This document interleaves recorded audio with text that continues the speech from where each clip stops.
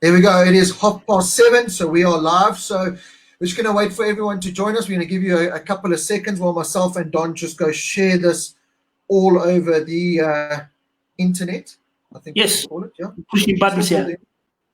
Yeah, let me just do that. I do it on my phone. Don's a lot more smarter than I am. He does it on his Mac. Very clever. I know. Then I don't have to look at your face. Live talking MotoGP happening right now. Special guest on at 8 p.m. It's lovely. So just, for those who have tuned in and are watching, hello and welcome. Gavin Silverstein, I never know how to say his name. Silverstein. How's it, Rob and Don? Edwin Norris, how's it, guys? Craig Hardeman, evening, gents. So just remember, if you're watching this on Donovan's shared MotoGP supporters or Donovan's page or my personal page, we cannot see your comments on that. So you've got to get to the Ride Fast magazine page, watch the live feed there, leave your comments there, and we'll be able to see it. James Dent, two gay boys. I mean, James, don't you dare say that. Albert Peters, what's up? We've got an awesome show for you guys. We already have 45 people viewing, so it's awesome, but we really do have an awesome show. There's so much to talk about, Don. This certainly has got to be Lucas Jefferson talking MotoGP with Ron and Don. Love it. Thank you very much. Rob and Don, not Ron Burgundy. Rob. There's so much happening in the world of MotoGP right now. We kind of just spoke to each other today. We didn't even plan this and thought, let's just bring ourselves up to speed and everyone out there. Donovan Moolman, Trisha Moolman, the 1,000 Moolmans are in the house. Ethan Swart, Rulov van der Merwe, what's up, guys? Willem Swanepoel, Sean Powell from Aprilia and Moto Guzzi South Africa, IMI. So he can come in and he'll be pleased to know that Aprilia were back out on track MotoGP. And a former legend in Max Biaggi was also on track with some of the MotoGP guys at Misano. But Don, as everyone comes, Michael McDougall, evening, gents. Hope you're well. Yes, we're good. Thank you. Let's talk about what we know. So at the beginning of today, and this is what kind of sparked us talking, at the beginning of today, the news came out that Brad Binder is being kicked out of KTM. Miguel Oliveira is in his seat, and everyone was going to go burn their KTMs. But thankfully, that's not the case. Okay, everybody trusted. It was this is what I think happened. The Italians got word of this. Now, it's all about how many clicks you can get these days. So it's not even just MotoGP news, it's world news. I mean, Donald Trump did this and this did that and Johnson this. It's all about how many clicks you can get.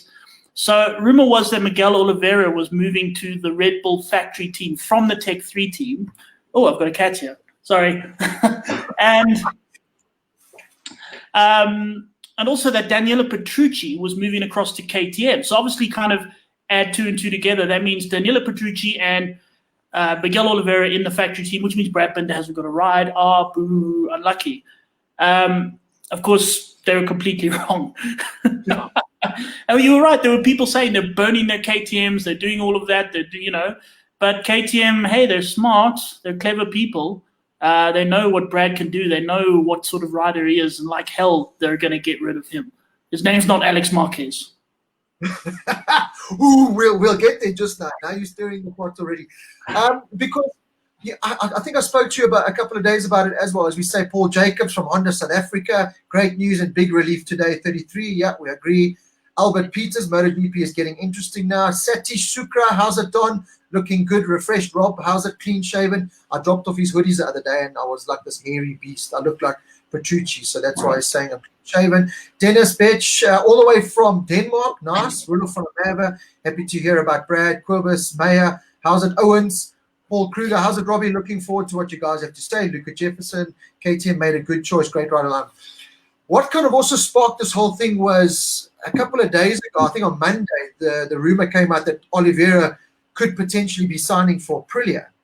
And kind of the news that Petrucci had left Ducati and hadn't officially signed, but had signed for KTM, started me thinking, I know Oliveira was already like very touchy about not getting the factory ride that he thought he deserved, that Brad got.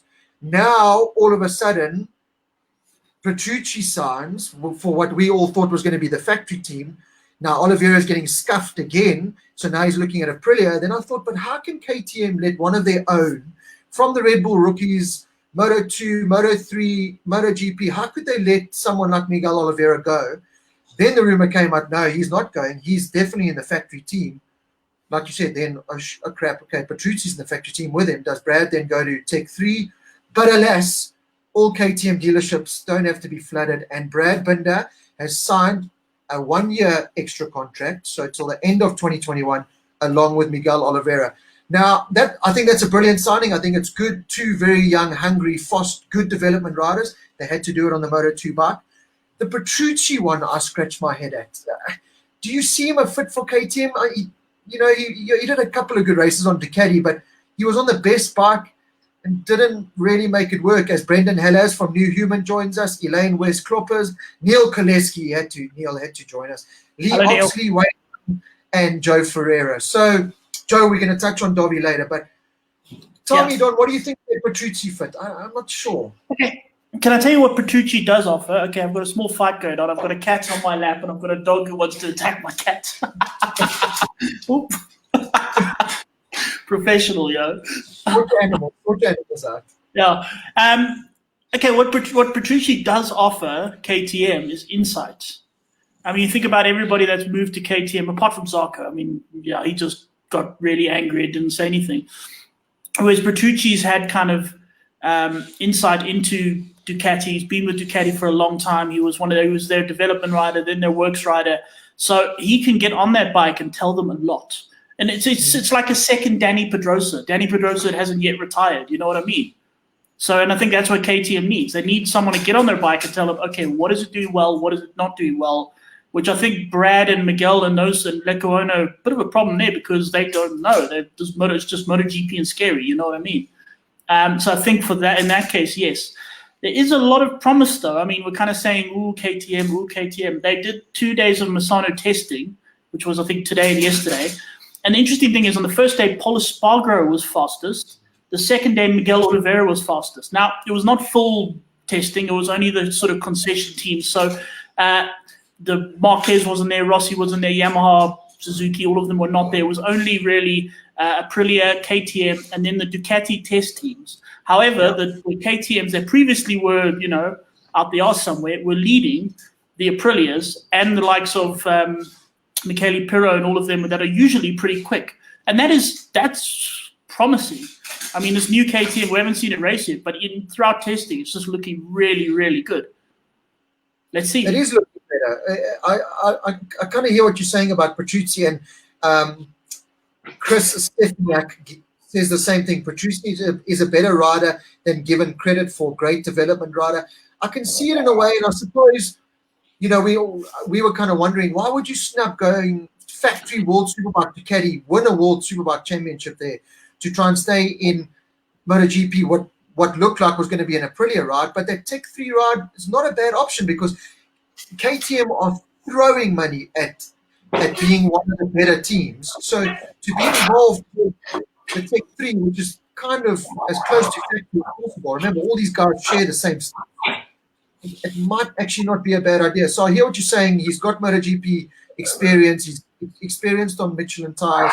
And you can say, right, the Ducati did this well. You need to make your KTM do this well. So let's see how that goes. Rula Fonameva, the 2 ex-Moto2 teammates. It's going to be interesting. Is your dog killing your cat? It's got 2 dogs, okay, so they're hearing, it's been like quiet here for like the last 3 hours. Now they're hearing all this talking, so they get all excited. So of course now, yeah, as I say, professionally. Knock them away, you bastard. In Tumaling, Murakale, I hope I said that right. Why is Ducati holding on to Dobby? We'll get into Ducati and Dobby just now. Rogan Tager, how's it?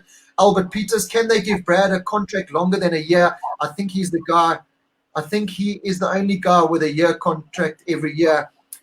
I think there's a reason to that. I think a 1-year deal kind of works for the team and for the rider because at this, at one end, Brad wants to not be tied down to something that if KTM don't make it work, he's not stuck in a team where he could potentially move across.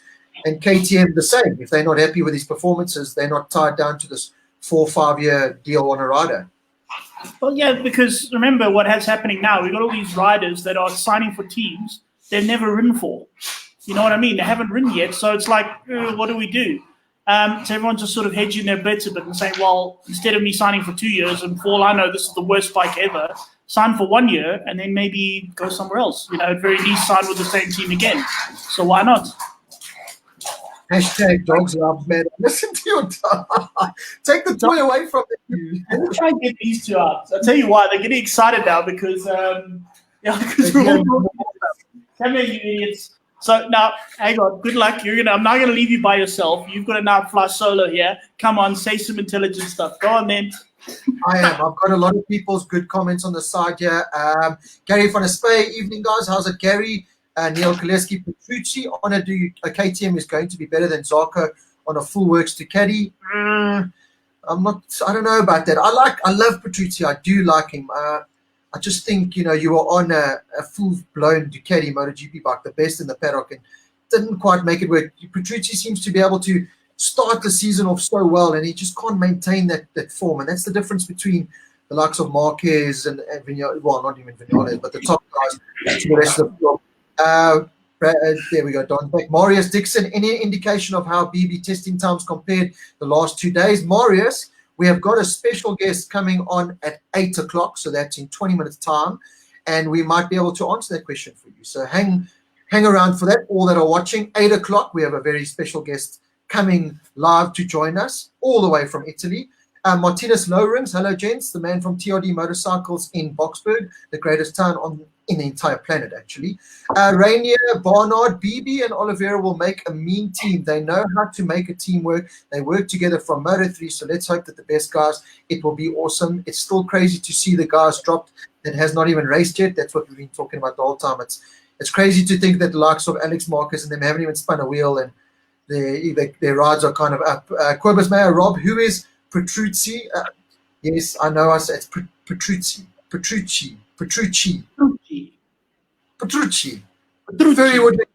Very wooden creature. Grant Scott from Scott Motorcycles. How's it, buddies? Thanks for the great show. Clint Lade from Suzuki. Hi, Rob and Don. Grant Mostard. How's it going, chaps? Ethan Swart. I would rather push a Tech 3 KTM than ride an Aprilia. Okay, I see. It's also an improving bike, so let's see. Joe Ferreira, 4 factory KTMs, all the riders on the same spec. David De Braven, hey Rob, I called it earlier. Well done, David. Harry Potgieter, wouldn't it be better to have Brad and Miguel develop him a bike than going to race? Look, I think KTM made the decision there that we've got the experience now with Pedrosa as a test rider, and like you said, Petrucci in our Tech 3 squad. That also gives a Tech 3 squad a little bit. They can't just throw 2 rookies at the Tech 3 squad and say, well, you carry on and try and develop while our factory team does it. They've got a good little balance going now. Pedrosa experience making the bike better, making it a more competitive package. Petrucci will help that along. And then you've got the rookies that, here's a bike, just go as fast as you can. That's lovely. Can I just get, back to something? I was having the amount of people that freaked out about that whole rumor thing. And I mean, there were people, and I'm not actually pointing it out. There was a few people that came to me and said, "Oh, they've heard from people that it's definitely happened. It's not good for Brad. He's out of a ride." And it's like a bunch of people. No, well, who did you hear from? No, I know people. Shall we show off for a minute, Rob? We can if you like. Who did we hear it from? We heard it from a very, very, very, very reliable source. And this is the tough thing kind of about our jobs and knowing a MotoGP rider, because they get excited. They just want to spill the beans and tell someone. So they happen to be very good friends with journalists, of all people. So they tell these said journalists this information. And then these said journalists have to keep it quiet for like a whole week.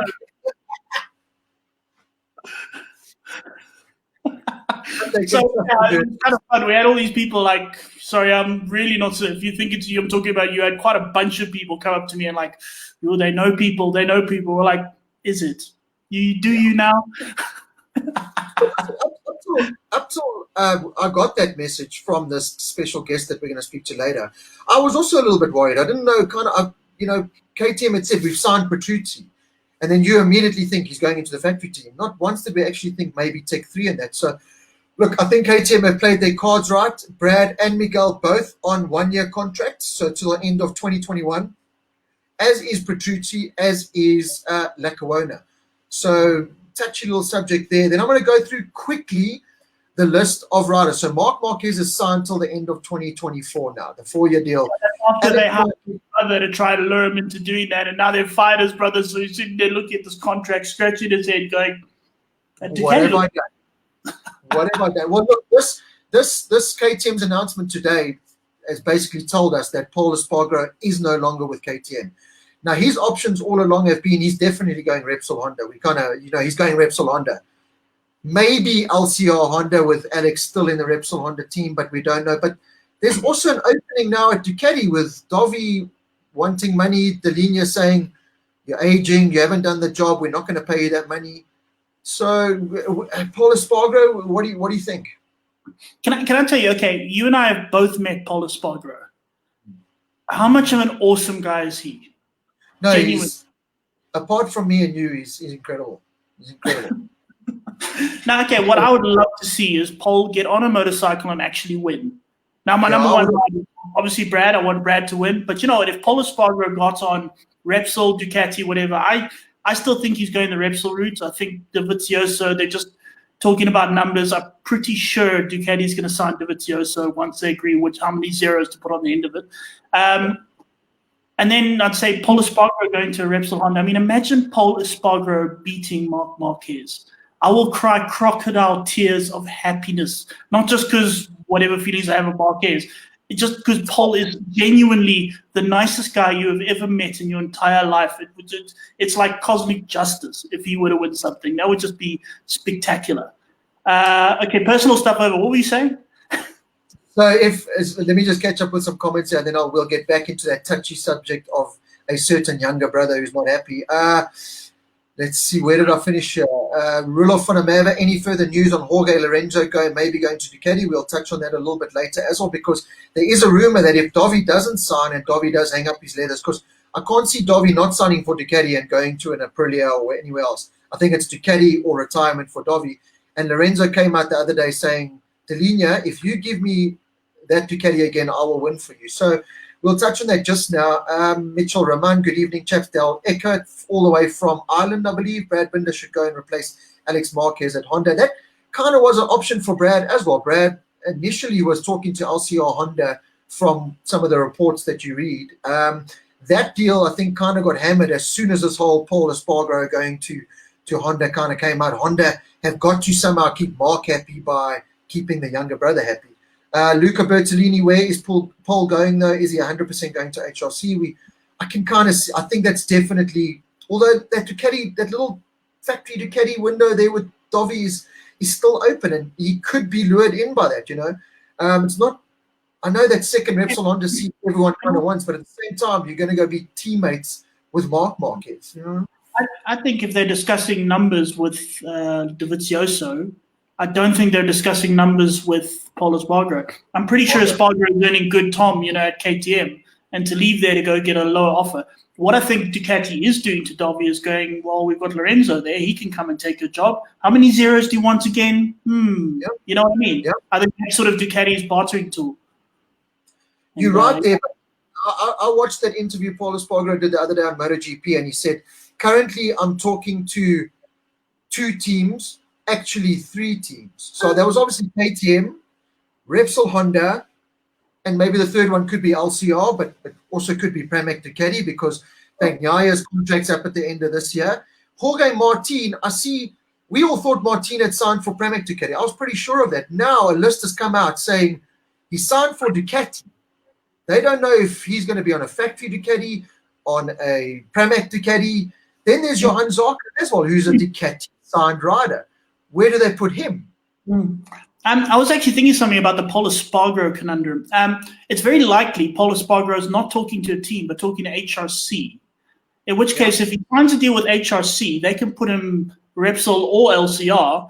In which case, as I say, they can kind of go, well, Alex Marquez, Kel Crutchlow, who's keeping their seat? You two can fight, fight to the death kind of thing. Let the season start. Let's see what happens. For all we know, Alex Marquez is, the greatest rider ever, and comes along and wows everyone. And Crutchlow has a really hard time of it. In which case, they can put him in either place. I don't think Polar would be too happy with that. I think he'd rather want to know I'm going there or I'm going there. But it's a possibility. Why not? It's just like, it's amazing to think that we haven't seen one race yet, and all this is going on. Like it's incredible. Chris Berta, okay, I've answered that one. Baz Lloyd, how's it? Zark Creel, the man that gave us those beautiful sunglasses to give away. He's joined us. Evo Pino's joined us. David De Bruyn. KTM have invested plenty of time in Brad, and I think they'll be keeping him around for a while. I also think it was a good, solid move for Brad to stay in a full factory setup, a place he knows, a team he knows, and a bike, he's going to get used to, and I think he is going to be fast on that bike. Matthew Delgado, do you think 93 will pull a retire stunt to get out of the 4-year contract that he signed? I mean, can you see, if Alex Marquez does get booted, can you see Mark Marquez going, well, Honda, you bastards, you tricked me. I don't care about the money. Money's no object for me. Goodbye. I'm going to Ducati, and I'll show you, and I'll win them a world title, or I'm going to a KTM, or can you see that? I don't know. Yeah, remember, it's all contract based. And I mean, it's all very well Mark Marquez saying, hey, I'm out of here. How do you do that? I mean, it's going to take a bunch of, actually, it's annoying me because I'm sitting lower than you, but yeah, there we go. It's going to take a bunch of lawyers and a stack of money. You don't just walk away from a contract for whatever reason. I mean, unless Honda stuff him around or something. He's in a 4-year contract, and I don't see Honda firing Alex Marquez without kind of a tight seal on that contract. And I think Mark is kind of locked in there. What I will say it might do is affect his sort of morale with the team, where he's kind of going. Especially with Paul. I mean, Alberto Puig just come and said, yeah, I like Alex Marquez, but he's not the greatest rider in the world. And I didn't have an argument, but there was a little back and forth on the Ride Fast page the other day about a guy saying, Alex Marquez doesn't get the credit that he deserves. Yes, he's a Moto3 and Moto2 world champion, and yes, he's fast. I mean, of course he's fast. But in Moto3, he was kind of given the world championship. He didn't actually really win it. And in Moto2, he took Jack Miller off the track. So, exactly. Like that. And in Moto2, it took him 4,500 years on the best bike to win a Moto2 world title. Yeah. So, I don't know, dude, but at the same time, Honda cannot risk losing, like you said, not even so much losing Marc Marquez, but losing the mentality of Marc Marquez, where he doesn't go out there and push in the same manner as he did before, because now they've got rid of his brother, who they promised this factory, right? Yeah, but okay, I still say what's going to happen before we know for sure what's happening with the Spargo and all of that. I think the season is going to start. Alex Marquez is going to be utterly crap, and the Honda's is going to say to Marc Marquez, look, sorry, mate, we gave him a go. He's crap and goodbye. And I mean, what does Marc say? No, my brother's not crap. He finishes 17th because it was a fly. I don't know, whatever. You know what I mean? It's one of those sort of weird things. You're not a Marquez fan.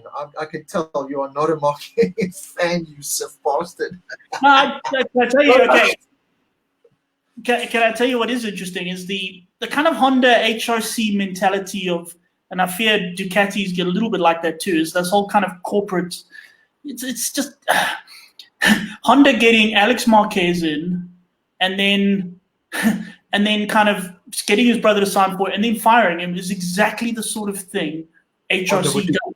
It's a sort of, it's a little bit, I don't know, it's just not, like you said, it's not something you kind of warm to. You know what I mean? It's very corporate, cold, kind of cultured, strategic. You don't see them as being warm and wonderful and loving and whatever have you. And I mean, that's part of, you look at like Rossi and all them in the Yamaha. They're just, I don't know, they're kind of a family. KTM, I think, is quite a family. Suzuki, even well, not so much Aprilia. They kind of tend to throw riders away like, like leftover pizza kind of thing, especially Anoni in his underwear. You just kind of get the feeling that a rider wants to be in a team and feel like, integral part. He wants to feel loved, not just a cog in the wheel, kind of thing. Well, you say that, and you're right, because, I mean, remember, HRC, I don't think we're quite happy, but they got rid of the greatest thing at the time, which was a Mr. Valentino Rossi. So, yeah, they don't seem too fussed about, well, if you don't like it, there's the door type thing. But before we carry on with anything else, Don, I'm going to introduce our very special guest that we've got on. We are privileged and honored to have this man, as always. We're going to chat to him all the way from, I believe, Rome in Italy, where it's like lockdown level 5 million. Fresh after signing a brand new MotoGP contract to be a full factory KTM rider for another year. Hello and welcome, Mr. Brad Binder. I'm glad you changed your name, because before we go any further, I did it with Brad, and that's not the name he put there, I can promise you. How's it going, guys? Sup, yo? Good on you. So, Brad, just quickly fill us in. Where exactly are you now? I'm actually in Rome, in Italy at the moment. Fly with European signal. Yeah, you said that. Basically, I ended up having to drive down from Misano to Rome now this afternoon, and tomorrow I fly to Barcelona, and from there I can take a drive to my house in Valencia. Okay, your picture's frozen on a very ugly face, so just try and reset yourself that we can hear you, but your picture looks absolutely. I had a feeling this would be the case, yeah, but we knew this would happen, yeah. But we can still hear you, so we'd rather have you in some kind of way than not at all. So just stay with us. Okay, so you've been at the Misano circuit the last 2 days, testing your beautiful Red Bull KTM machine. Tell us quickly, how did that all go? Testing was good. It was really, really good to get back on the bike. First day was extremely difficult just to try and comprehend the speed and everything again. For sitting on the sidelines for three months and not really riding a proper bike on a big track, things can be a little bit complicated. But straight away on the second day was much quicker and felt a lot better. So it was just slowly trying to chip away at it and try to get my speed back up there. And at the end was much better. So I'm looking forward to getting to Jerez, but definitely still got a lot to learn. Okay, you just run us through here. Okay, you managed to get out of lockdown here in South Africa. You managed to get over to, I believe it was Austria first. So what has been happening from then until now? Eventually, once I managed to get back into Europe and leave South Africa, I went to Austria for 3 weeks. And in those 3 weeks, I trained at the Red Bull Athlete Performance Center, where just getting all the training in before the season starts. And I managed to do a couple days motocross. But other than that, it's been tough. It's been difficult to really go ride. I haven't had a chance to ride any road bikes, so that was a bit difficult, because it's obviously getting straight back onto the MotoGP bike is quite challenging. But all in all, I made my way over to Italy now for the test the last 2 days. That was really good, and now I'm on my way back to Spain, because they opened up their borders on the 21st. So now I can more or less go back to normal training and start riding motocross again, and hopefully a bit of supermoto too.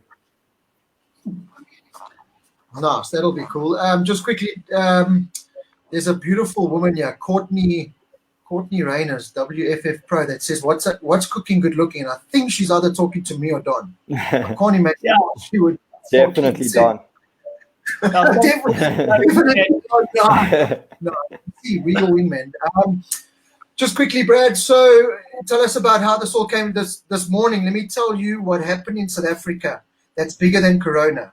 Every single KTM dealership was flooded with KTM fans wanting to burn their KTMs, because there was this rumor going around that Brad Binder was not in the factory KTM team. Miguel Oliveira was taking his place, and damn you, KTM, we're going to burn our bikes. But how long has this deal been done? I mean, how long have you been speaking to KTM? Has this been a sure thing? And what's your feelings on the whole thing? Yeah, I mean, it's quite funny, because obviously when you know exactly what's going on and then you read all the stuff on the media, it's just a bit funny, to be honest. But yeah. I mean, it's been pretty much done from our first week of lockdown in South Africa, we already had everything done for the following season. So, yeah, I think it's been a long time already that things have been decided. But obviously, with Paul leaving or making the move, it seemed to throw a bit of a spanner in the works, because obviously I think KTM expected him to stay. So, yeah, then pretty much that's why I think it was so delayed, everything being announced. But I think things have worked out well, and I look forward to a good season next year. Okay, I've got a quick one for you. Oliveira next year. You and him are going to be teammates. Now, you've been teammates with them both in Moto3 and in Moto2. Give us a rundown. I mean, you're now working with Paul. Is Oliveira kind of a step up, step down, same sort of thing? Do you guys get on okay? Is it going to work out? For sure. Miguel and I have always got on really, really well. We've been teammates for must be 5 seasons already. So, I mean, how it basically works in the paddock, the guys you get to spend the most time with are normally your crew and your teammate, because you obviously travel together, you're in the same truck pretty much. So it's good to have a good relationship with your teammates, and Miguel and I have always got on well. So I'm definitely looking forward to having him as a teammate again. Now already at the test this week, he was really quick again, and actually a little bit quicker than Paul. So I think he's got a really good level, and it'll be good to learn from him. KTM looks like they're doing just the Misano test. You're up against the Ducati test riders and the Aprilia team. Now, previously, KTM couldn't really hold a candle even to the Ducati test riders. And now there were 2 KTMs, Paul on the first day, Miguel on the second day. Are things looking good there, especially with the new bike that you haven't raced yet? We are definitely a lot more competitive than the guys were last year, for sure. The bike, I feel, has made a huge step forward already.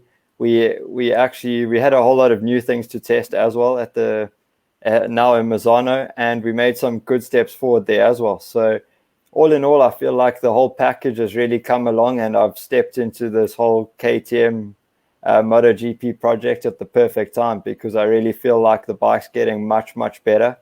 And I think I just really need to learn how to ride the MotoGP bike properly. And once I get that right, I'm confident I'll have a good machine underneath me to try and get some results. I have to ask this. Okay, so Rob and I were at Red Star the other day. It was the first time since lockdown. Okay, Rob, second time since lockdown. We got back on a motorbike and we went around a track. I did 1.5 laps and I was exhausted. Okay. And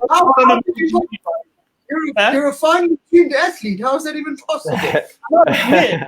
Apparently, sitting in your ass for 3 months of lockdown doesn't help your racing. But what was it like? I mean, you got on a MotoGP bike after months of not really riding anything. I mean, 1.5 laps and you couldn't move, or how did it feel? Well, pretty much the first thing that came to mind was riding fit is something that you cannot train. It's, you can do 1,000,000 miles on a bicycle. You can do 5 hours a day in a gym. For sure, you're in better condition, but riding fit is something else. I was telling Darren yesterday, like, I have pain in my elbows, like muscles you don't even know exist. I promise you, they start to hurt after the first day. But it was definitely a little bit difficult at the beginning, but the more laps you do, the easier things become again, and you start to relax on the bike, and then you can almost just settle into a rhythm. But yesterday, after I think I'd already done 82 laps, I ended up doing a race simulation. And but from the first lap, I was already half dead. So it was definitely quite a long run. Are you going to be okay for a race? You've got one more test. There's an official test at a race. I think it's 2 days. And then the race. So are you going to be okay for that race? What are your thoughts? Yeah, I think it'll be good. These, I've noticed now, especially Misano, Jerez, these type of tracks are much tighter than what Sepang is or Qatar. So coming to these tracks, it's completely different riding the MotoGP bike. I just got used to these fast-flowing tracks where you keep your speed up, and now it's all of a sudden this really hard braking, stop the bike and get out kind of stuff. So it's definitely going to take a bit of getting used to, and I'm going to have to adjust everything to try and get myself around these corners and stuff. But all in all, I'm feeling quite confident. I think I can do a good job.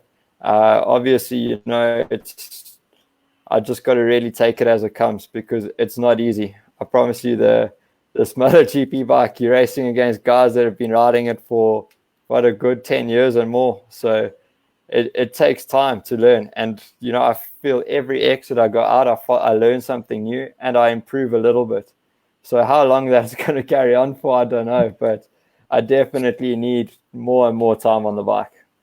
There's a heat wave in Europe right now. I was talking to my colleague Matt. An hour ago, it was 34 degrees in France. I mean, I don't know if you can see Rob and I. We're, but anyway, I always shower. I never bath. And for like the first time in my life, I'm willing to spend like time in a bath just to kind of thaw. What's it like? Is it like as hot as everyone says it is? And surely that makes a difference. It's boiling. It's really, really hot here in Italy. We have been super lucky because the weather's been amazing the last 2 days. And the crazy thing is, like when we were driving to the hotel today, it was 37 degrees on our trip. So it's warm. Europe's getting hot. And, once we get to Jerez, it's going to be the middle of July in the south of Spain, which is insane. It is so hot in the south of Spain. So it's going to be a super tough race. I think, it's going to be like welcome to MotoGP, and then it's going to give me the full impact of what it's really about. Jerez is basically Africa. I mean, it's right next to the Strait of Gibraltar. Morocco is like a spitting distance away from there, so that's going to be proper. Don't get all clever on us. We left school instead of 8. Read books like you. Brad, just quickly, there is another huge benefit of having Miguel Oliveira as a teammate. You get free dental. Yeah, apparently so. Apparently so. Quickly, Sven brings up a couple of really good points here. What frame are you guys running on that KTM now? Is it still a full trellis? Is it this new beam kind of Pedrosa frame that you guys have got? It's still the same. It's like, how do you explain it really? But I promise you, we've had so many frames, it's unreal. The frame we're using at the moment is it's the D frame. It's the shape that Pedrosa basically brought in for everybody. And then we have had an A, B, C, D, and I think we might be on E already. So I was using the C in Qatar, and now everybody's on the D frame, which is meant to be the best one so far. So, they change all the time. So it's difficult to really know exactly what's going on. But, the frame has really come a long way. I found that this bike compared to the one I rode last year turns so much better, much easier to ride as well. So all in all, we've made good steps forward already. Have you? And just now, we're in MotoGP now. I mean, it's like pinnacle of prototype. Have they given you anything to test where you've looked at it and thought, what? I know we've seen, for example, Ducati. They're okay, you're not allowed to. I've got a cat. Hello, cat. We saw Ducati have put a whole lot of weird stuff on their bike. This is me as a curiosity point of view. I mean, do they ever give you something you're kind of going, what the hell is that? Not yet.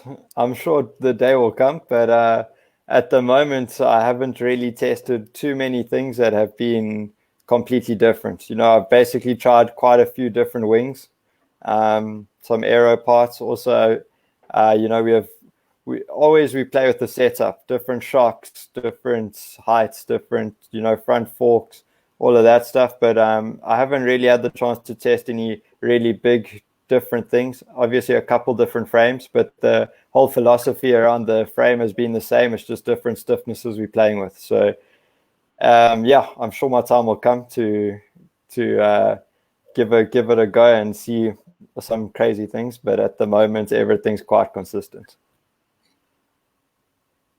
Brad, just quickly, another one here from Sven, and a lot of guys are asking this question: how's the team dynamics going to be?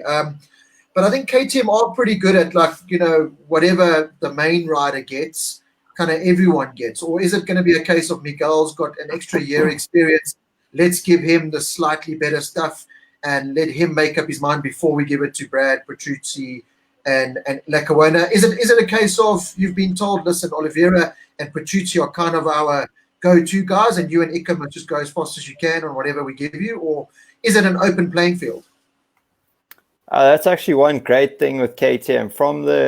That's actually why the Moto2 project that I was in last year ended up closing, was because they wanted to give everybody the exact same equipment at the exact same time. So they needed more manpower on board just to try and get everything developed and made in time. So when they give something to one rider, they can give it to all.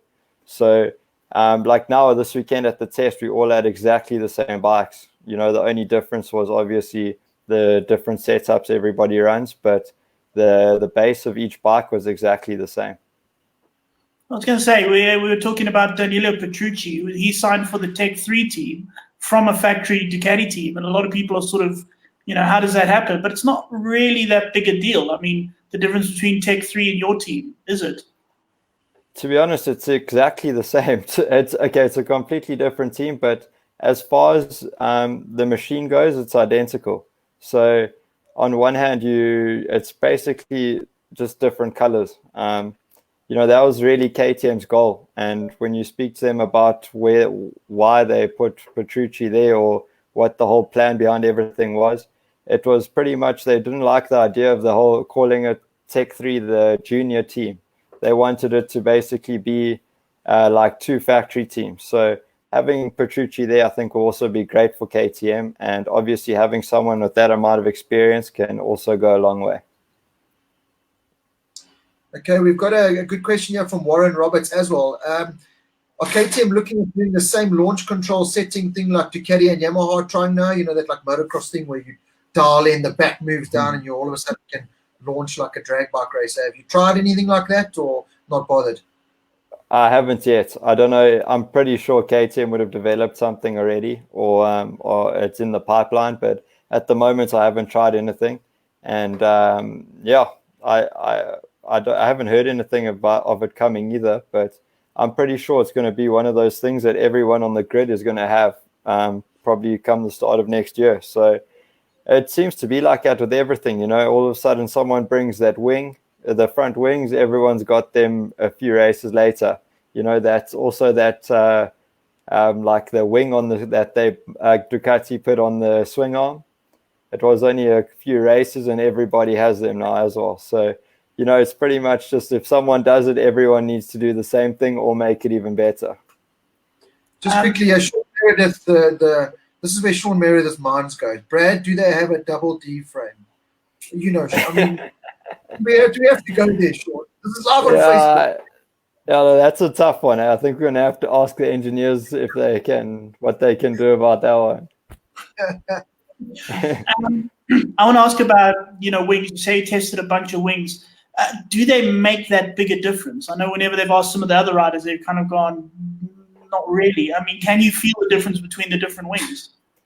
It's hectic. Let me tell you, you should try a ride without them. It's proper. Those wings are, without them, it makes life a whole lot more difficult. In Sepang was the first time that we originally were using the same fairings as last year, and then we put on this new style fairing, and we had 3 different like offsets for the wings to try, and we put one on that was obviously the first one for us to try, and I pulled out the pits. I did an outlap and I ended up coming straight back in, and I told the guys my anti-wheelie is not working because I literally felt like I was going to do a backflip coming out of every corner. So pretty much then they just they set the wings a little bit, put some different offset wings, and it was so much better straight away. So, I think that's definitely something that's really changed the whole sport for sure.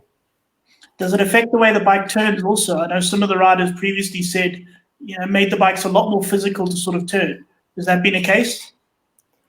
I haven't tried to ride without them. I've tried to ride with not as much downforce for sure. And that already you do feel it's a little bit lighter on your arms.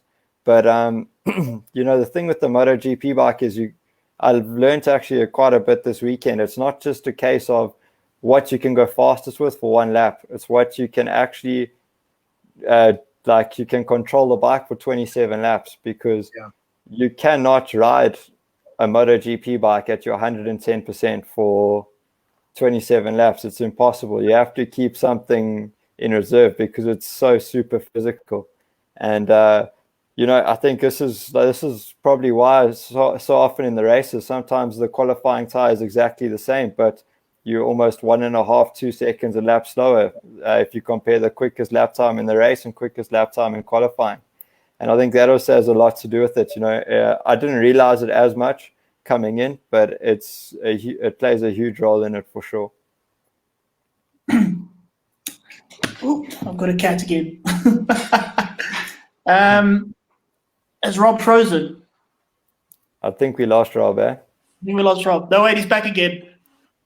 We've got, ladies and gentlemen, I'm in Randburg. You notice that, it's like the center of technology. Our mind is working 5. We've got Rome and we've got Boxburg, and it's all stuffing out. Come to Randburg. Whatever, man. That Matrix guy that keeps coming into my house, cocking things up. Brad, just quickly, so your first race, doubleheader, Jerez, we know this now. Have you been told anything like with regards to the team? Like, you're obviously not going to be able to have the 200 staff that you normally have. Is it literally a case of, a much smaller kind of staff? And do you think that's going to affect you in any way? We definitely have to cut down a lot on the people that are allowed to be at the track. As far as I can't actually remember the exact amount of people, but I know like KTM, we're definitely going to have a lot less people there. I'm pretty sure, if say normally we'd have maybe 80 people there, we're going to be down to probably like 40, 50 people. So there's a whole lot of staff that's going to be missing. I think everyone in the box will be there for sure, but a lot of the guys that do a lot of like the electronics work and stuff like that behind the scenes, obviously when they'd always be at the track, but I think they'll be working from the factory. What else? Okay, something else we asked. The tires on those bikes. We talk about Michelin and the way the tires on MotoGP machines work, and that they're very, very different to everything else. When you first got on the bike, apart from the MotoGP bike itself, did you sort of go, "What the hell are these?" Because you were on Dunlop for a long time. Did the Michelin play a big difference? Are they difficult? Are they easy? What was it like? Still trying to learn the Michelin tires for sure. I think that's one of the biggest changes. That with the speed and the brakes are the 3 things that you really have to get used to. The Michelin tires are absolutely incredible. Like the amount of grip they have is scary, especially the rear tire. The front, on the other hand, it doesn't really give you too much warning, and it's quite easy to wash away on you. But it's strange though, because you can put in a brand new tire and you can have a crash on the outlap, because it's taking 1.5 laps just to scrub the tires until you really feel that they're grabbing the surface properly. I don't know if you guys remember how many times last year you see guys have massive crashes on the outlap or their first flying lap, and you kind of think, geez, how did that happen? And I can tell you now, it's just the tire is not ready. Even though the grip might feel like it's there, it's just you kind of turn into the corner and it just flicks you straight up, So one of the big things I have to learn is you have to, even on your out laps and your in laps, you have to really focus, because it's so easy for the bike to slide. And obviously if you're sitting on top of the thing, it's going to send you flying. But it's hectic. Also, when you've done a run, you come in and you stop and you go out again, you have to bring the tires back up to temperature, even if you've had them in the warmers. It's just, unless you do that, they just have no grip. And it's really easy for them to be really unpredictable and just let go on you. And that's one thing we never had with the Dunlops.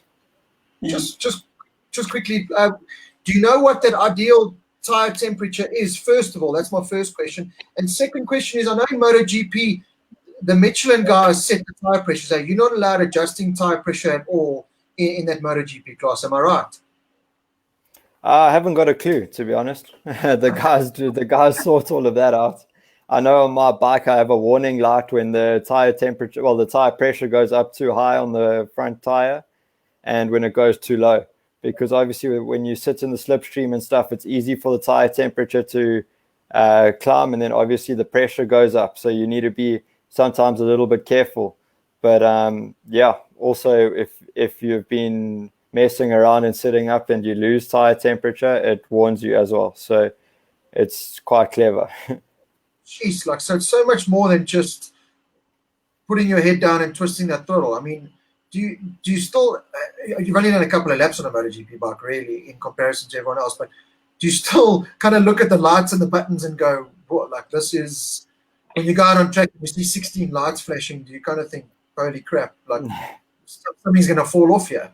It's insane. Honestly, the biggest thing is you don't really, you can't even explain how many things you actually have to worry about in MotoGP. It's not actually just go out and push for 25 laps, and if you've done your best job possible and you're most consistent, you might win. Like, some tracks you're not going to be able to finish the race on your fuel, so you're going to have different fuel maps. You're going to have to, if you're sitting in the slipstream and stuff, you're going to have to put the bike in a map where it uses less fuel, and then obviously save it for the end. You can put back the full power using more fuel, and it's complicated. You need to be sharp. It's not so easy.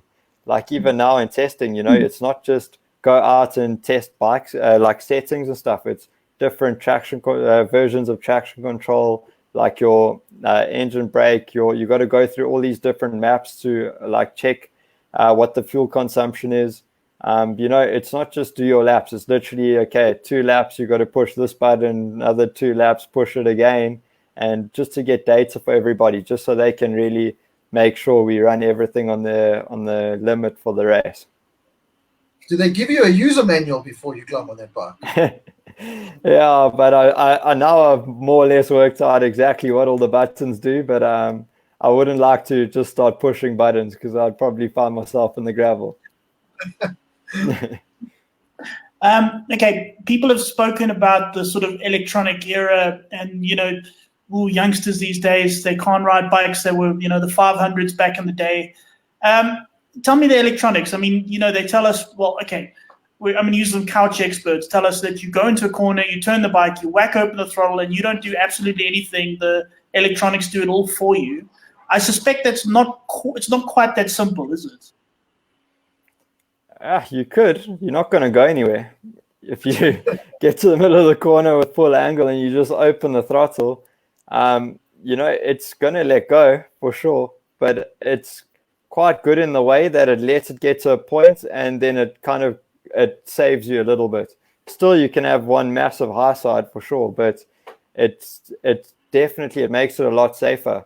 But at the same time, it's not about just riding the bike on the traction control, because if you are using, say, it's really a bit complicated, to be honest, because what you do with your wrist and what the throttle body does is 2 completely different things. You might be at 100% throttle, but the throttle body is at 30%. So it all just depends on what we call it rider torque demand. It just depends what setting you got there and how that works. And like on the exit of a corner, you cut power because you can't use it. You have to try and keep the front wheel on the ground. And obviously, the traction control, you try to release it as much as possible. But at the same time, if it starts spinning too much, it just continues to spin and you don't get any drive. So I'm very lucky because my guys obviously have a lot of experience. We're actually chatting yesterday, and there's not one person in my team that hasn't got more than 20 years of experience in MotoGP. So the guys know exactly what they're doing. And, I find I just need to really leave it up to them, give my inputs, and they sort out the rest. Because if you really start to look into it, you're just going to confuse yourself and make life way too complicated. I think it's very much a case of learning how to ride the electronics more than anything else. Because like you said, if you're fully cranked and you give it 100% throttle, you're not going to go anywhere. Whereas if you get it over, feed the throttle on to a point where you can use it, stand the bike up at a certain point, like you said, in a straight line. If you have the bike parked up in a straight line at 100%, you're actually not going anywhere. You've got to keep it a bit angled and that. So I've heard riders say it's very much a case of learning how to ride the electronics. And from what you say, it literally is kind of like that. It's not just a case of get in 100% throttle. You've got to learn how to ride around it and learn the electronics and how they work the best. Yeah, I think the way you can look at it is like the electronics is almost like a block. It's like you get to that point and then you can't really go any quicker. But if you can you try and release them as much as possible without, destroying your rear tire, just spinning it into well, until it's destroyed, obviously. But there's so much more to it. It's got to be also, you got to be able to hold on to the thing. I mean, to try and keep that front wheel on the ground is ridiculous. It's hard. Like fifth and sixth gear, the bike is still, if you hit a little bump, but it's wheeling. So it's crazy. I can't really explain it, but fourth and fifth is like where you really feel the bike accelerate, because that's when you're really using that full power. You're not really cutting any power anymore. I know we had a Panigale V4 at Valencia. Rob will remember that. Now the Panigale, that's 214 horsepower, and the wheelie control was working in fourth gear, and that's on 214 horsepower. And you're using 4 million or something. I don't know. It boggles my mind quite. Honestly, I can't explain to you how slow a normal superbike is. Like, well, don't say that. Now I feel like a complete amateur. A regular superbike is absolute like dream to ride. It's just so easy, like the power and stuff. When we ride on track with the guys, like this weekend, we had some of the World Superbike guys there, but even a World Superbike, the way you catch them, like once you start to get into the higher gears, is scary. And when we have like I think Sam Lowe's was here on a stock R1, and I promise you, when you come out a corner, like the amount you catch him is literally like a 600 versus 1,000. So it's crazy. It's hard to understand how fast these bikes really are until you're on track, and then you really see the big differences. You're kind of ruining it for Rob and I here, because Rob and I, because I mean we were riding 1,000cc superbikes the other day, and actually all kind of macho, like look at us, hardcore. And now, thanks man, thanks. I feel so down. we just suck. Yeah, riding a MotoGP bike sounds harder than standard 8, so that's just pretty much what it is. Brad, thank you so much, dude. We really appreciate you taking the time out. Like, it really means a lot to us, to all your fans. The comments here are going absolutely crazy. Everyone's wishing you the best. You are a superhero. I know you say you've got to take it easy and you're going to get there slowly, and you hope you can get it right. You are the greatest rider in the world. You will get it right.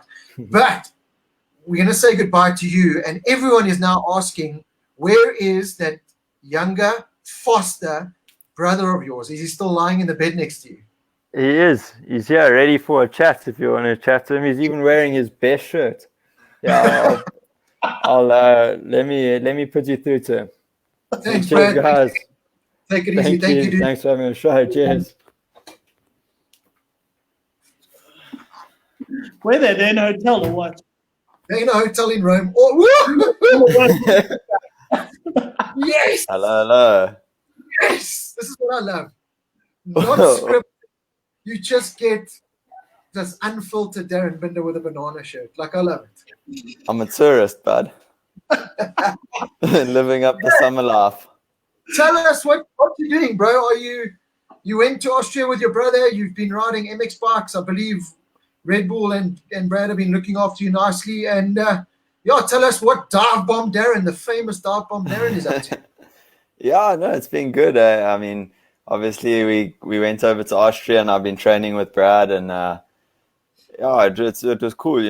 We finally got to a place that was a little bit more back to normal than what we've been used to the last couple months. So it was nice to be able to train properly again. And we did a bit of motocross and that, but unfortunately I haven't been able to ride any real bikes. So like these last couple of days, I was just watching, which is actually quite horrible. But I mean, it was cool. This was actually the first time I've got to see Brad ride the GP bike. I wasn't there in Valencia or Jerez, or they rode before I got there in Qatar. So that was the first time I got to meet his team and hang out a bit, So that was cool. It was nice to see what a real MotoGP team is like and what goes on behind the scenes, So yeah, it was pretty cool, eh? When you saw Brad on that bike, did you think, that's my brother, I'm proud? Or were you like, you bastard?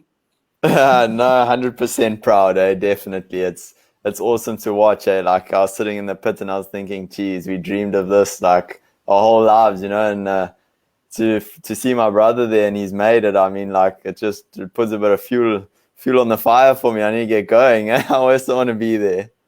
But that's my next question. You were in the paddock there with Ika and Miguel. Just kick them over or break a leg, and you just happen to have leathers there and go 5 seconds faster than anyone. 100%. I don't think it's going to work that way. I don't think it's going to be 5 seconds straight out the box. But I mean, I had my leathers there. I'm ready. Give me a go. Even if I'm going to nurse it around there, I'm keen. So what is your plan for riding and stuff? When are you testing? Is your next test literally the Jerez test before the actual race? Yeah, unfortunately, there's a Moto 2 and Moto 3 test ban at the moment. So we're not allowed to test.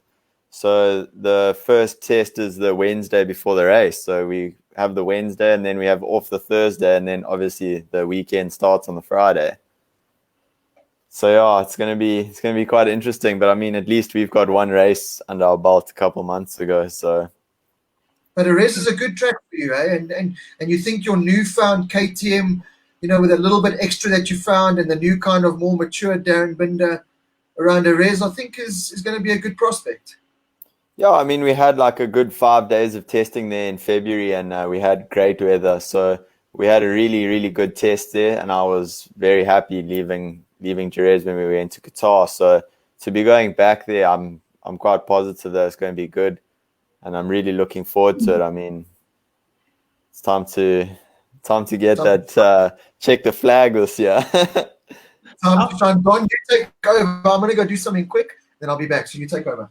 I want to know more about your shirt. Is that like pajama shirts, or what is that? Go on, show everybody. Tell us.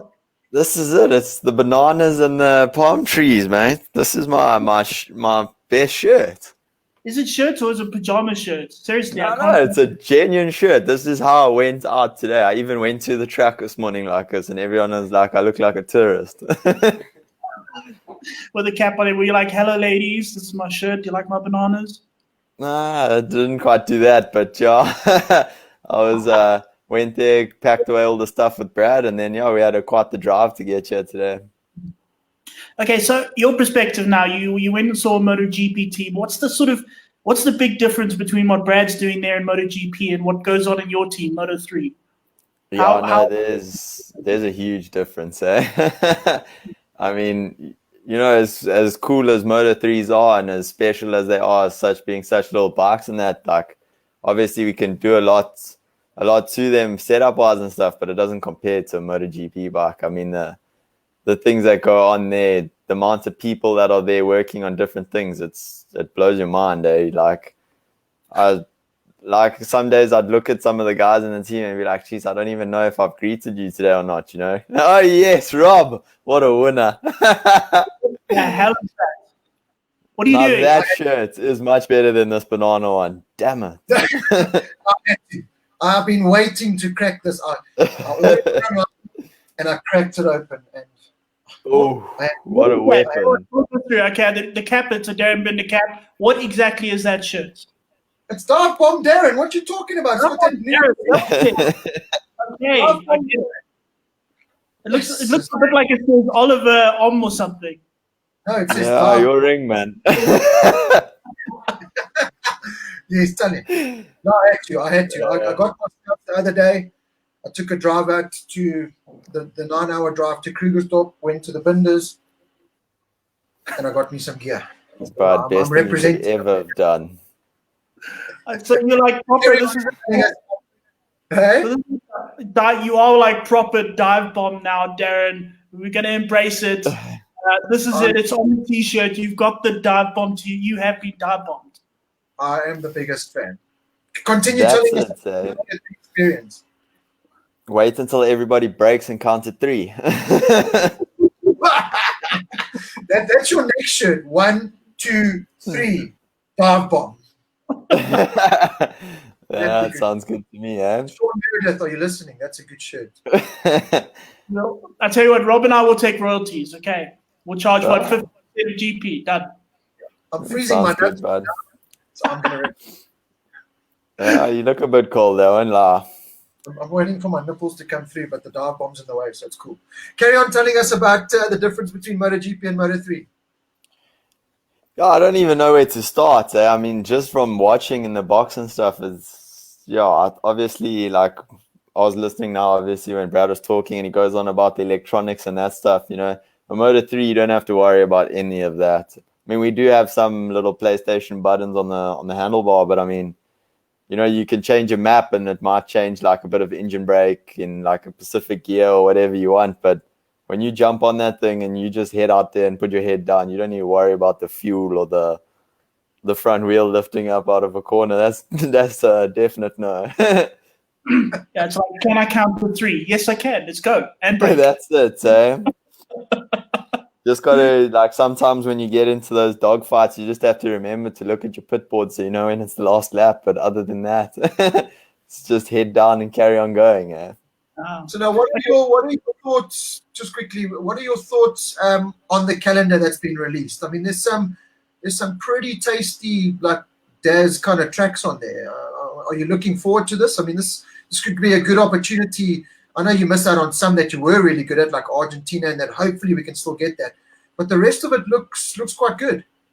Yeah, I mean, I don't dislike any of the tracks on the calendar at all. So, you know, I really don't mind where we're going as long as we're racing. And yeah, I mean, I'm quite happy with the calendar. I think it's quite cool that we're going to be riding so much, you know, like all these back-to-back races, because once you really get into things, you know, it's better when you're just racing every weekend, because you don't want that break, and then you come back the next weekend, you pull out the pits, and you're like, oh, it's been a week, what's going on? So it's going to be pretty cool just riding all the time, and yeah, I'm looking forward to it. Now, we've seen a whole lot of sort of jostling in the MotoGP paddock regarding riders going here, riders going there. Dare ask, is there any news with the Darryn Binder front? Are we talking? By the way, your name still says Brad, so I'm getting a bit confused here. Is there any sort of talks on the Darryn Binder front? Are we discussing next year yet, or are we not quite there yet?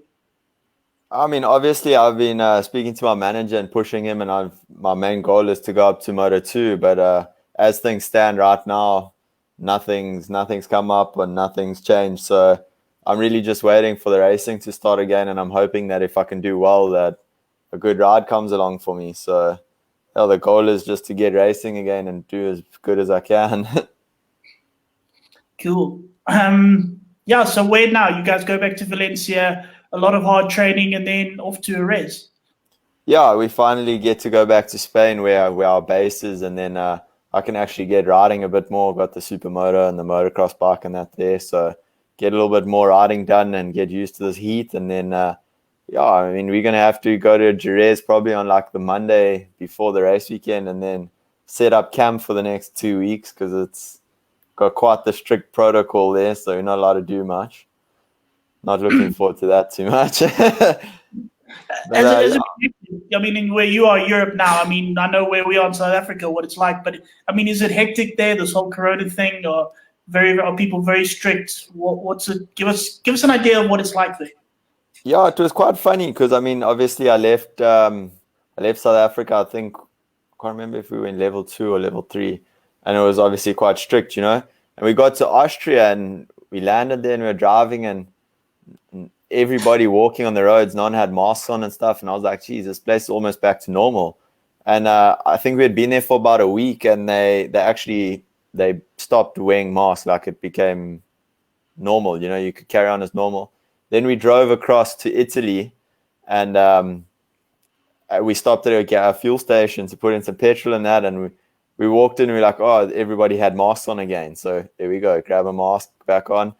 And it's been really strange. It depends where you are in like different towns and stuff. Like here, they are eating at restaurants again and stuff.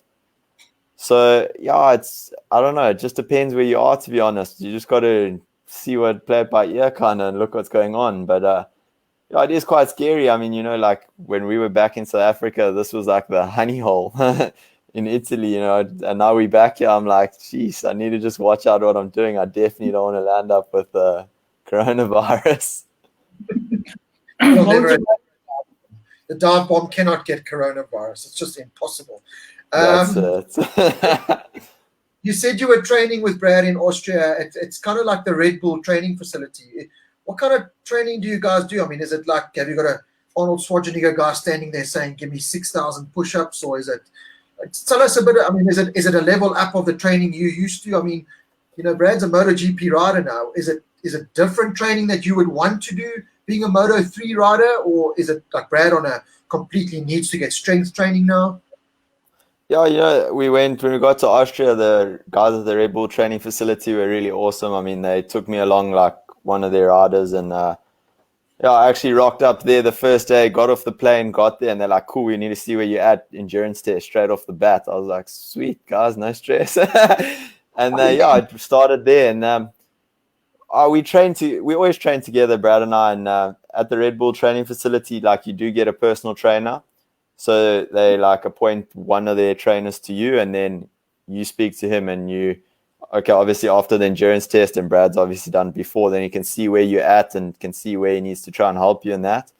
And I mean, we got there, and then we trained together at home anyway. So this guy was obviously, we just carried on training together, and some things were a bit different. Like, I'd say my brother is definitely stronger than me, and he is trying to get even stronger for that big machine, whereas I'm just trying to stay as lean as I can. But the main goal, like, I mean, when we concentrate on the fitness aspects, like the cycling and stuff, that was all the same, So, and I mean, it was good for me because I hadn't trained properly during the lockdown. I mean, we hadn't really been able to get out and do the normal things. So it was good to get back in and have like a 2-week course with a guy. I wouldn't say they're hounding you. Like, you just speak to the guy and he tells you, okay, do you want to train tomorrow? Do you want to do this or that or whatever? And you speak to him and you make a plan, and it's actually really cool. You can kind of do things on your own terms, and he's there to help you. How many toffees do you eat a day? Because I want to get my jawline going again, man. Toffees. Isn't that how you get a jawline? I think I just chow my fingernails. That's what it's from.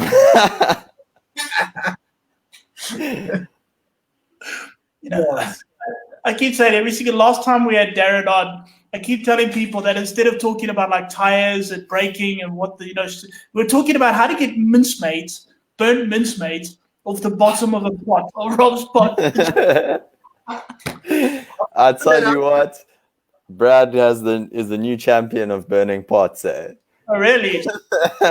We were in Austria, like, we'd been there a couple of days, and the one night he's like, oh, I'm still hungry after dinner. So he's like, I'm going to make a piece of toast.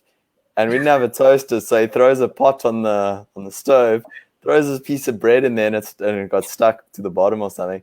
So he grabs a lob of butter and sticks the butter in this pot. I thought the whole house was on fire. There was just smoke everywhere. Let me hang on. Chat for 2 seconds. I'm going to show you what happened to me last 2 nights. Seriously, Darryn, I need to ask you a favor. One day when you're in MotoGP and you're like, this works MotoGP, don't be any different, okay? Like movie star, one of these guys, I want you to start talking about burnt toast and stuff, okay? What the hell is that? What is that? This, what? because I'm a bachelor at the moment, I'm all alone. So I put my Woolies lasagna in the oven the other night, climb in the bath, and I start smelling like, Jesus, something's like really burnt plastic or something. Little did I know, my domestic World Cup put a plastic kind of pan thing in the oven. So check it. Oh, it melted perfect, but that's like a nice tray now. Check it out. What the hell is that smell, and thank God I got it in time, because my house would have. Yeah, I think I take the cake again. I went there, but I have learned the whole stirring occasionally thing a bit better. You have to stir occasionally, but occasionally is like every 20 seconds. I've learned. Yeah, I know, Brad and I, we're going strong here. We're trying our best. We got to keep ourselves alive. He does a couple days. I do a couple days. No, people tell me stuff like, "Why don't you make something simple like mac and cheese?" I'm like, "How do you do that?" Well, you get macaroni and cheese, and then you get this, and you get that. I'm like, whoop, stop. You've lost me already. Then you have to turn the oven on. No, I don't. I've had an oven for 12 years. I've never turned it on once. I don't even know how this stupid thing works. We had the same thing in Austria. We turned the oven on, cooked some chicken in the oven, pulled it out, turned it off. It wouldn't turn off. There we sat, we're eating our dinner. This thing's just running. and we have no idea what to do. Like every 2 minutes we'll go try something else, sit there, wait. And then eventually it just turned off. So I didn't use it again after that. I'm reading Justin Fernandez. He says, stick to riding bikes, Rob. I think we should all stick to riding. We clearly suck at everything else in the world. That's for sure. Whatever. I've got my dive bomb shirt and my cap. Daz, thank you so much, dude. We really appreciate it. You and Brad taking the time out to chat to us. We hope we'll catch up with you guys soon. The best of luck. We are, like, seriously, everyone on the right here is just going absolutely crazy. We are rooting for you like you cannot believe, dude. We just want that Daz on the podium, and then we want a full factory KTM Darryn and Brad Binder team next year. Sounds awesome. Thank you guys very much. We want a Brad and Darryn Binder team in MotoGP, but you mustn't get fired before you actually race. Okay, promise us that. Sounds good to me. I'm keen. Where do I sign? Yaka, dude, thanks a lot. Don and I are gonna carry on talking about this whole Dovi and Ducati drama and all that nonsense that's going on in the paddock. But yeah, until the next time we chat, dude, best of luck. Stay safe, you and Brad. And yeah, just stay real, man. We love you. Thanks, guys. See you later. Ciao, dude. Cheers. Don, how cool was that? I love it. When you were getting your flipping belted, I said to a buddy one day when he's in MotoGP and he's riding like a Repsol Honda or something, he needs to start talking about burnt mincemeat and like toast. And, he must not change, and he must wear a stupid banana shirt with like a Repsol stick or whatever it is. That guy can't change ever. He's got it. I could just picture Darryn winning a Moto2 or MotoGP or Moto3 race, and they walk up and Simon Crayford says, "Darryn, you finally does it. How does that feel?" Yeah, Simon, it was great. But I'm more proud of the fact that I didn't burn the pot last night. Last night I got my coat. I really hope he goes there. That'll be awesome. Sean Meredith, you can put your jacket on now. Yeah, no, I am freezing, but I just love this. Like, I got my new Brad shirts, I got my new dive bomb shirt, I got my cap. It's all over. Hey, right, yes, you see now, Don. That's like a billboard. I love it. I love sponsoring, like giving you shirts and the two big holders, Derek and Damien. Yeah, that's like billboard. They stand on the front of the freeway and it's basically free advertising. They can't wear Husqvarna shirts because people think it's a helicopter landing pad. Okay, Don, let's carry on. We're going to spend the next 5 minutes, quickly end off the show. What is happening at Ducati now? Jack Miller is Pramac Ducati at the moment. It's Bagnaia or Martin. Dovi wants more money. Delinia says, we're not giving you more money. I've maybe had enough. Jorge Lorenzo could potentially be going back to Ducati. Johan Zarco could become a factory Ducati rider. What is going on there? And what could you honestly see happening? Okay, first of all, I'll say Jack Miller's already signed for 2021. I think Dovi will be his teammate again. As I said, they're just talking about zeros, partially because Dovi is Italian. The Italians want an Italian on their motorbike. Again, it's just zeros. How many zeros? I mean, Dovi, you've been good. You've been second in the championship, but you haven't held a candle to Marquez. So why should we give you so many zeros? That's pretty much what I think it is. And if you really want to give us a hard time, there's a certain Lorenzo who will happily take your spot. But I think it's all a little bit of bluffing on both sides at the moment. I think they'll eventually find somewhere in the middle number of zeros, and then you'll see Dovi on the bike again. What I am hoping, though, I mean, okay, you got people you like, people you just sort of see their character and you think, yes, just justice would say that person needs to win. Beyond talent and all that, you just hope that person wins. Imagine Jack Miller winning MotoGP races or winning a championship. Just sure. Yeah. There wouldn't be enough to drink champagne from. That's all I'm saying. I just get this feeling like it's Delinia and Dovi are bashing heads. We saw it in that documentary. There's a little bit of tension between them, and I think it's got to the point where Ducati, well, we'll take Delinia over Dovi any day right now. And Dovi, this is what we're paying you. This is what we think you're worth. You're aging. You've had a chance on the best bike. You're kind of telling us our bike's not the greatest, blah, blah, blah. We've got Martin, Bagnaia, Zarco, all these other riders. Lorenzo, like you said, waiting in the wings.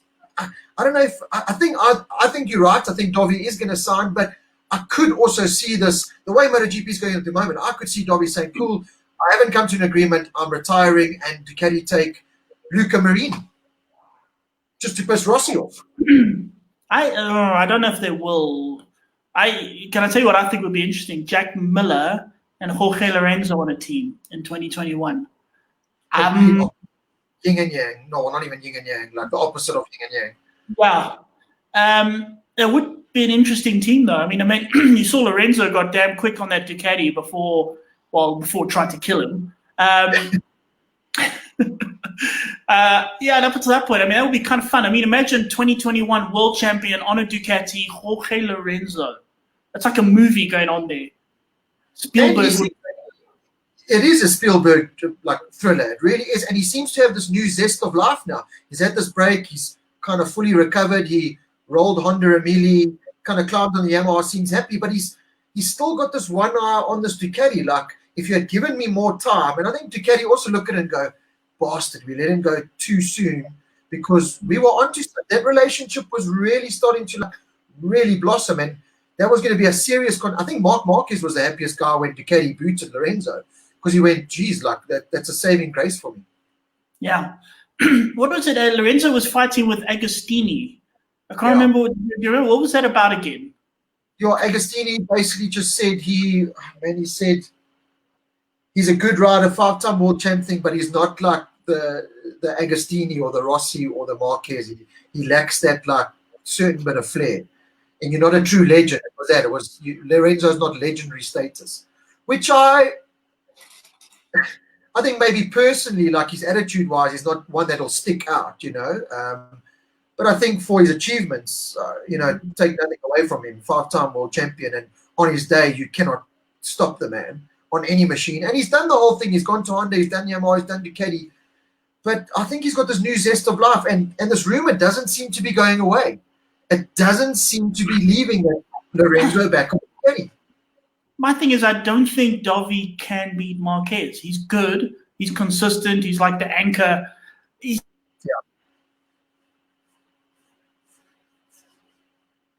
And the only way I think we could beat Marquez if like Marquez has a huge accident and, then Dovi. So it's sort of like, well, Ducati's kind of relying on huge misfortune on Marquez's part, and is that really the way to win a championship? Especially with Marquez seeming to get quicker and quicker and more comfortable, crashing less. Not so much. But I will say, okay, and people always criticize me, but I say question everybody, if you know what I mean. I know Agostini said some things that you kind of look at it and go, yeah, okay, in your day that worked. And I think Lorenzo pointed those out. In your day that was true. In nowadays, no.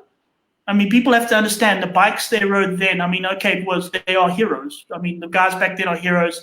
They raced with like Armco barriers next to them. And, the guy who won the championship is the only one who didn't die, for example. So they are absolute heroes. But the way they ride bikes these days, the amount of strain. I mean, the days when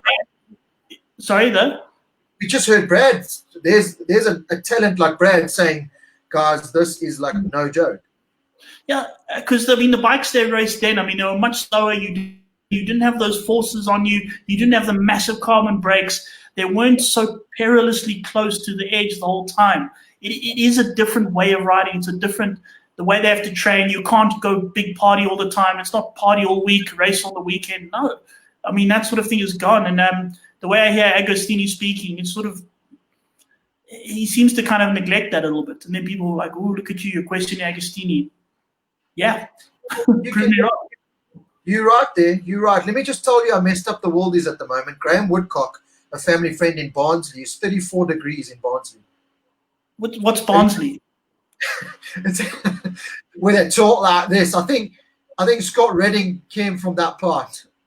Scott Redding, criminal Redding. I'll make lines, fly 30 minutes, and you're back at Leeds Airport. You take off at Leeds Airport, and you arrive back at Leeds Airport. Just quickly, Don, with this Ducati thing. So Ducati have got Dovi, no MotoGP world champion, a couple of time runners-up. Lorenzo, 3-time MotoGP world champion. You as a team manager now, looking at that, and it frustrates me because and a lot of guys are commenting here as well. You look at that Dovi from Austria last year where he just let it all hang out, made the move on Marquez, and beat Marquez in his own game. If that Dobby could come out and play more, it would be a different ball game. But you are Ducati now, and you have both as an option. Money's no option. You can decide who you want to put on that bike for 2021. Who do you put on it? You know what? As I say, I think the only way Dobby's going to win is if something happens to Marquez. I believe that. And but Lorenzo getting Marquez. I don't know.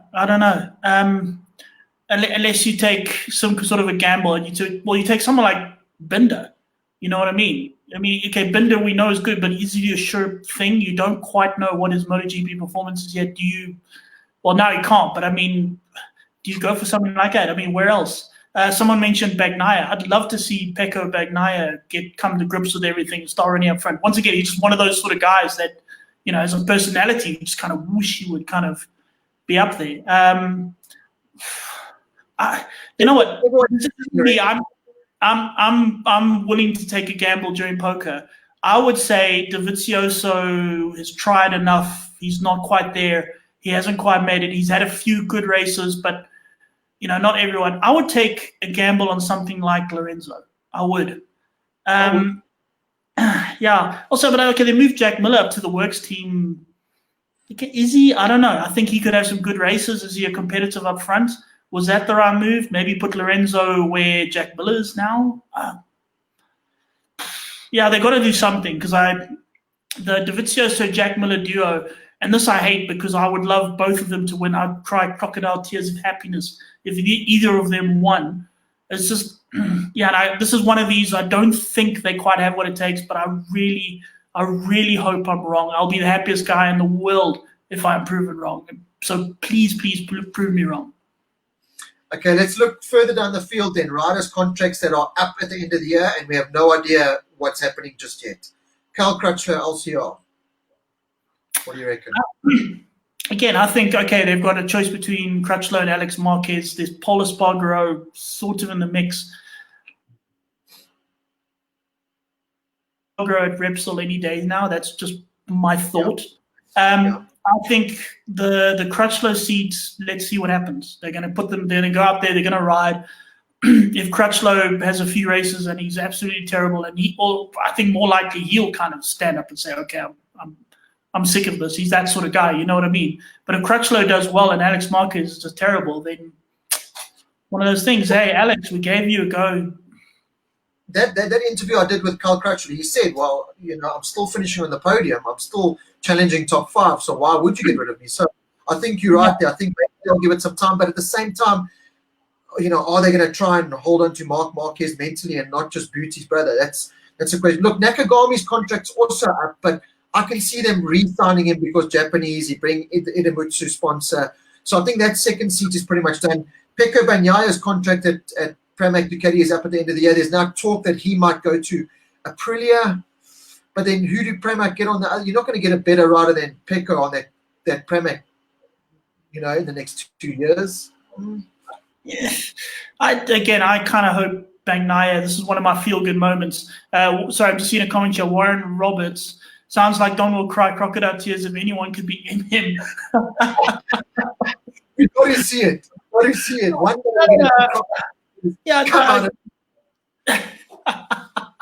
No, there's just all these really sort of great guys. You know what I mean? They're just great characters, great people, guys that have worked their asses off. You just kind of, it's like so unfair that there can't be more champions. You know what I mean? It's like there's only one. There's so many guys that you really wish you could see win. It's like Colin Edwards. How is it tragedy that he never actually won? He didn't even win a race, let alone a championship. But that's just it's like a tragedy. You know what I mean? I know what you're saying. Like with Paul Espargaro, when you look into his eyes, it's like the first time you heard the Beatles. It's like it's the first time you watch The Notebook. It's like you love the guy and you want to be his friend, and you just want him to win. Yeah, we interviewed him at EICMA a few years ago. We were in the KTM stand at the EICMA motorcycle show, backstage waiting for this Paul Espargaro we see on TV. And I'm not joking. Rob, you'll back me up on this. A 12-year-old kid, this little bright-eyed 12-year-old kid walks in, and you're like, it takes you a second when you suddenly realize, oh, that's him. You know what I mean? And he's so cool and he's so friendly and warm and just so, hey, hello, yeah, you know, and you just sort of want to hug him and kind of. And again, it's a tragedy. Only one person gets to win, quite frankly. Yeah, I fully agree with you. Nicholas Kershaw brings up a good point, Jan, but I think the rules have changed that you can't do this. A couple of years ago, Repsol had a 3-rider team. Can you? Repsol sort of got stuck in a contract with I think it was Dovizioso. They hired Stoner, but then they also already had contracts with Dovizioso and Pedrosa. So they kind of, I think they tried to can Dovizioso, but he held up a contract and sort of said, So they got forced into 3-rider teams, but I don't think they'll do that again. I don't think they're allowed to do that again. As far as I know, it's 2-rider only. That's why they have like Crutchlow, who's an HRC rider in a different team, different colors. Okay, so Andrea Iannone, his life's turned upside down. He's going to start just making babies all over Italy type thing. Bradley Smith's filling in for the rest of the year. His contract's up. There's talk that if Crutchlow does get booted from LCR, he could potentially go Aprilia, but I could see a Crutchlow, if he's not in an LCR Honda, he's not going to ride anything else type thing. Or, could he go to the other Pramac seat if Bagnaia does go to Aprilia? There's all these kind of scenarios. I kind of wonder because, last year he was at a point where he could barely walk. And, people didn't realize this. There were sort of people going, Crutchlow, Crashlow, this, that. The dude couldn't walk. He struggled to get out of bed. And yet, without complaining, without making a big fuss of it in press conferences, he got on with riding a MotoGP bike. But I think at that stage he was sort of losing the will to live kind of thing. But I suspect now, especially after the break, he's had some time, he's ridden his bicycle, he's recuperated, he's feeling stronger. I think we might see a rejuvenated Crutchlow kind of come back again, and he wants to mix. And a Crutchlow that's riding well, I think, again, as you said, he can finish on the podium. And if he does well, I think we'll just see him back at LCR. Honda will give Alex Marquez a few goes. And if he's not performing, Marquez family, we gave him a go. And there's good tracks. The calendar, in a way, kind of favors, Hondas in many ways. Look, Red Bull Ring, obviously, for the Ducatis as well, but Jerez has famously been a Honda track, and there's a couple of good tracks there. Well, Marc Marquez track. Okay, just moving along, there is this too, Albert Peters brings it up, there is this rumor that Suzuki are going to have a satellite team with Savintia team. Rabat's on a contract till the end of 2021. Let's say they do go Suzuki next year, you've got Rabat and potentially Zarco staying with you if Zarco doesn't, Zarco's a Ducati rider now, but there's potentially another seat opening for whoever from a Moto2 rider, Luca Marini, Baldassari, any one of them. Talking quickly about Moto2, Baldassari, he's in the Cressini team, and Cressini's going to jail now for 25 years or something. No, that was Cito Pons. Cito Pons, yeah. Yeah, he was a 22-year prison cell, saying something ridiculous. Yeah, for not paying tax. Wow. So what are you saying with those satellite Suzukis then? Yeah, is it? I think it's kind of complicated. To Avencia I just think for Avencia is going to be a better deal than Ducati. At the moment, they're buying second-hand Ducatis. Is Suzuki going to give them a full-on works bike? Will Suzuki be prepared to go the KTM route, offer full works machinery? I don't know if they will. Suzuki's not the biggest factory. They don't put the most funding into or resources into MotoGP. And as we've seen with KTM, they cancelled their Moto2 outfit purely so they can have the resources to focus on MotoGP. And this is a racing brand. You know what I mean? They focus on racing, where Suzuki, it's kind of more about selling scooters in Taiwan and stuff like that. So they've been speaking about Suzuki's for ages, but I kind of wonder. I don't really see them going for that. And it's a big expense for Suzuki to go field another 2 decent bikes. So I think financially, and Avencia aren't exactly the richest team, especially now after lockdown. So look, it's interesting times. We're going to wait. I'm hoping that we'll hear a Paul Espargaro announcement in the next week or so, minimum. We know that he's out of the KTM team, so we definitely know he's going somewhere else. And the big rumor is the HRC team.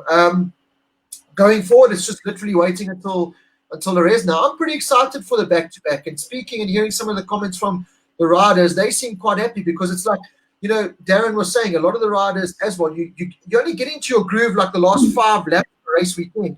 And then you got to have a 2-week, 3-week break and go to another track. This time it's like, it's going to open up the playing field a little bit more for a lot of riders. I think it's going to make for closer racing, to be honest with you.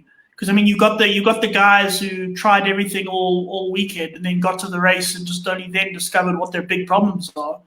And then now you've got another race the next weekend, so you're going, oh, is that it?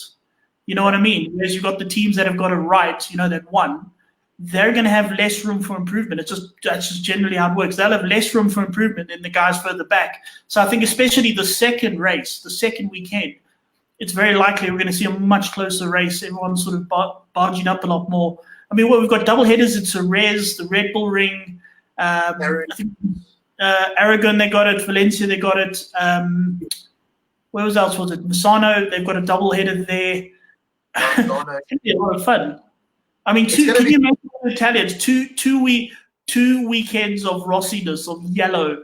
There's going to be a lot of hangovers going on there, and a hell of a lot of pregnancies. Half of them Iannoni, probably. Well, look, Perez has come out and said their races there will be no fans. I'm not too sure about the other tracks at the moment. That's true. Yeah, for Perez, but those Rossi fans will come out anyway in their yellow. They'll all like grandstands next to on the outside of the circuit, and they'll stand around there or just sit on the beach or something. I don't know. They're Italian, Ciao. If you wear a VR46 shirt, you can't get corona anyway, so it's fine. Yeah.